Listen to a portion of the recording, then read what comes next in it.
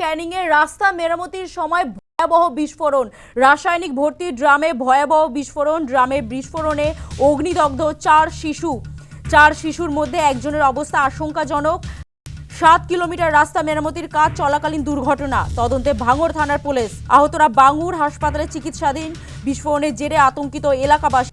ঘটনায় আতঙ্কিত এলাকাবাসী তারা কি জানাচ্ছেন শোনাবো। কাজ করতেছে তা এখনই তুলে দাও, ওই টিপটা তুলে দাও।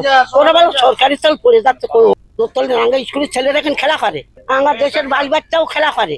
ওই হয়ে গেল, ওই বললি তো ওরা বললো জানা চলবো না, সরকারি স্থল পড়ে যাচ্ছে। তাই বেড়াটা পড়ে যায় তার 2-3 দিন। এখান থেকে কাল করে স্কুলে ডাক্তার হয়েছে, আমরা সব ডাক্তারের কাছে সব মেয়ে ছেলে পেলে ভর্তি ওষুধ দিচ্ছি। ওই দোকান থেকে শেষ, আমরা আর কিছু বলতে পারবো না। ড্রাম বাস্টে আওয়াজ হয়েছে, আমরা ছুটে চলে এসেছি।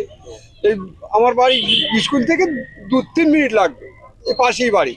ওখান থেকে ছুটেছি, এসে দেখি যে একটা বাচ্চা এখানে ছটফট করছে, ওর পুরো পুড়ে গেছে, একদম পুরো সারা দেহ পুড়ে গেছে।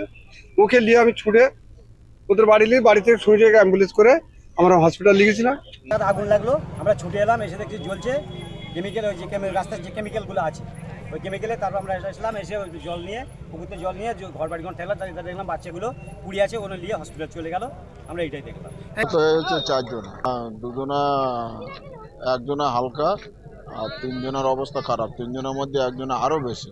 আর সব শিশু বাচ্চা, সব 10 বছরের নিচে।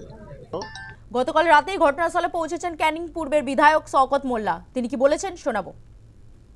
এই রাস্তা রিপেয়ারিং কাজটা চলছে, এখানে ওই পিচ যেমন থাকে, এলডিও থাকে, এই ধরনের কিছু কেমিক্যাল থাকে এবং যেটাকে দিয়ে ওই পাথরটাকে গলানো হয়। হঠাৎ করে বোধহয় ওখানে এলডিওটা ছিল, ওই